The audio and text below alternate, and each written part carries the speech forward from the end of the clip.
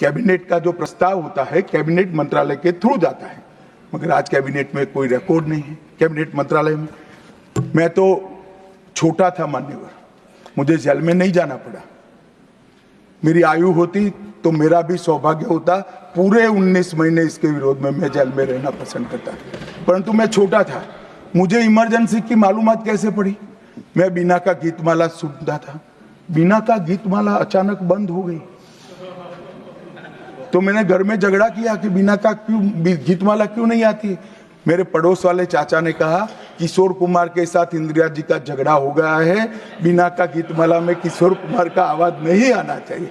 तो नए गीतों की रिकॉर्डिंग हुई और किशोर कुमार और लता मंगेशकर के ड्यूएट गीत भी लता दीदी की आवाज में ही पूरे देश ने 19 महीना सुने। साहब देखिए, डेमोक्रेसी की बात करें मान्यवर, इस प्रकार की कृति, ऐसा दंड दिया देश की जनता ने उनको कि अब स्वप्न में भी नहीं कर सकते हैं। ऐसी कृति कोई न करे, इसलिए ये बहस जरूरी है। और मान्यवर, हम तो संविधान का सम्मान करते हैं। नरेंद्र मोदी जी ने संविधान दिन मनाने की बात रखी तो एक वरिष्ठ कांग्रेसी नेता ने कहा क्या जरूरत है संविधान दिन की, 26 जनवरी तो है।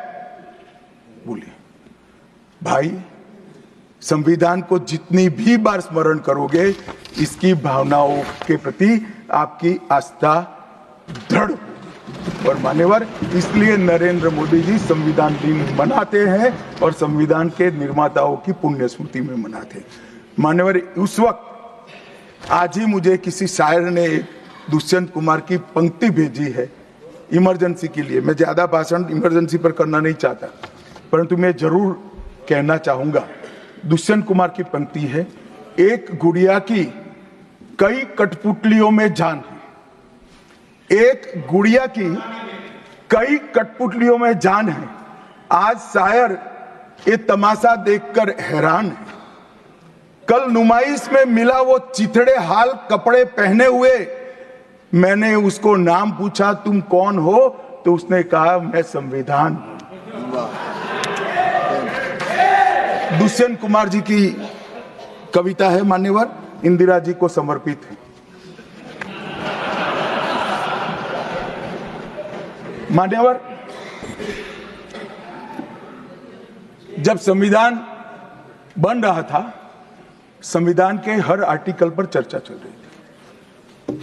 हम आजाद हो गए थे, आजाद हुए थे, पर हमारा देश कोई नया नहीं बना था। हम तो हजारों सालों से दुनिया में सबसे चिर पुरातन संस्कृति, चिर पुरातन धर्म और चिर पुरातन समाज जीवन लेकर निकले हुए देश हैं। हाँ, एक कालखंड के लिए गुलाम हो गए, आजादी मिली, आगे देश कैसे चले इसका एक डॉक्यूमेंट बनाना था। तो उस डॉक्यूमेंट में चर्चा में आया कि अब देश का नाम क्या हो। अंग्रेज लिख कर गए थे इंडिया, क्योंकि वो भारत को जानते ही नहीं थे। वहां जो प्रचलन में शब्द होंगे यूरोप में, वो शब्द उन्होंने हम पर थोप दिया था और गुलामी की मानसिकता ने इसको स्वीकार भी किया था। मगर जब आजाद हुए तब इस पर चर्चा हुई और अब उस वक्त के सदस्य सेठ गोविंददास ने दरखास्त किया कि देश का नाम भारत रखना चाहिए। उस वक्त जवाहरलाल नेहरू ने कहा कि पीछे देखने की जरूरत नहीं है, भविष्य की ओर देखिए। और मान्यवर, देश के नाम के अंदर इंडिया भी रहा, भारत भी रहा। खैर, मैं इस पर टिप्पणी करना नहीं चाहता, परंतु नजरिए का सवाल है। अगर इंडिया के चश्मे से भारत को देखोगे तो भारत समझ में नहीं आएगा, पूरा जीवन चला। और इसलिए इन्होंने अपने गठबंधन का नाम भी इंडिया ही रखा है, इसीलिए रखा है, वो ही सोच से चलना है।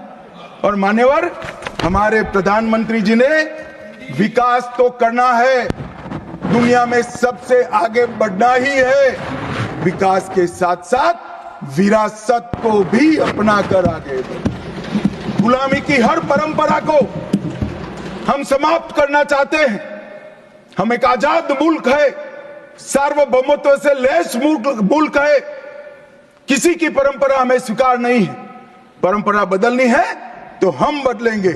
नए कपड़े हर कोई पहनता है, हम भी पहनेंगे, परंतु हमारी पुरानी परंपराओं पर हमें शर्म नहीं है।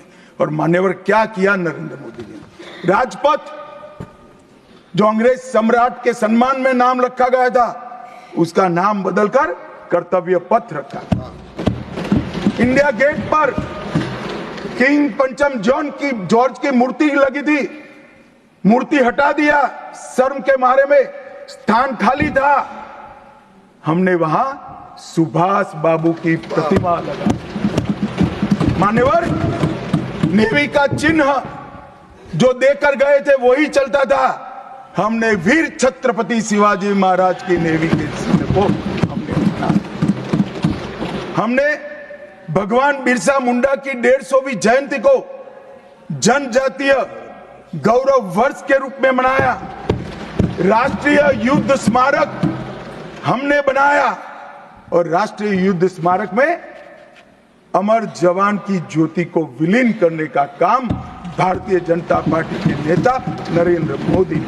संसद के अंदर राजा जी ने जो उदात्त भावनाएं व्यक्त की थी, जिसको जवाहरलाल जी ने भी स्वीकारा था, मगर बाद में शर्म का एहसास हुआ, सेंगोल को इलाहाबाद के म्यूजियम में भेज दिया।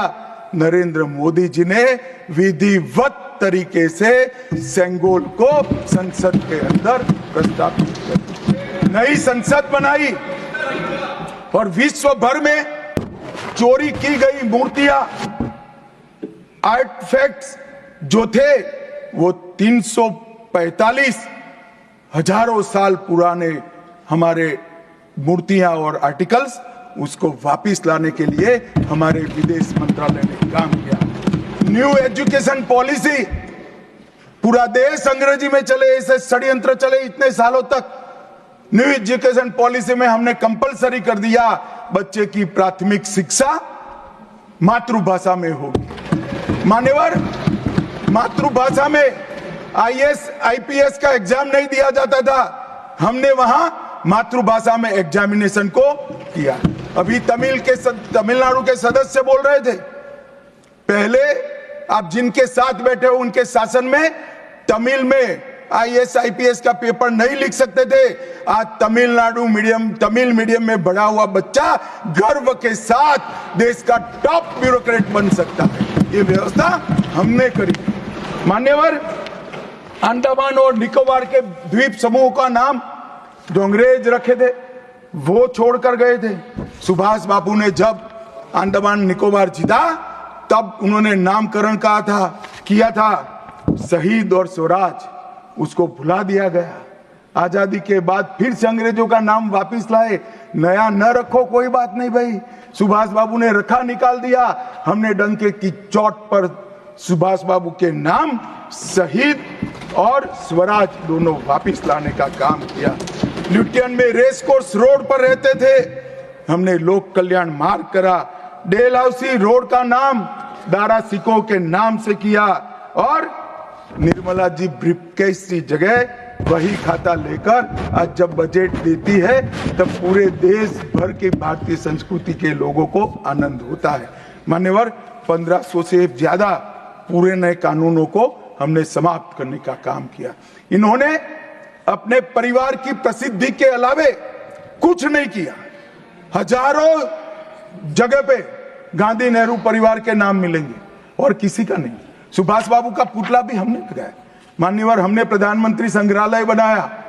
जवाहरलाल जी से लेकर नरेंद्र मोदी जी के पहले जितने बने वो सभी प्रधानमंत्रियों के जीवन कवन को हमने दिखाने का काम किया। वहां पहले सिर्फ जवाहरलाल जी का मिशन, G20 की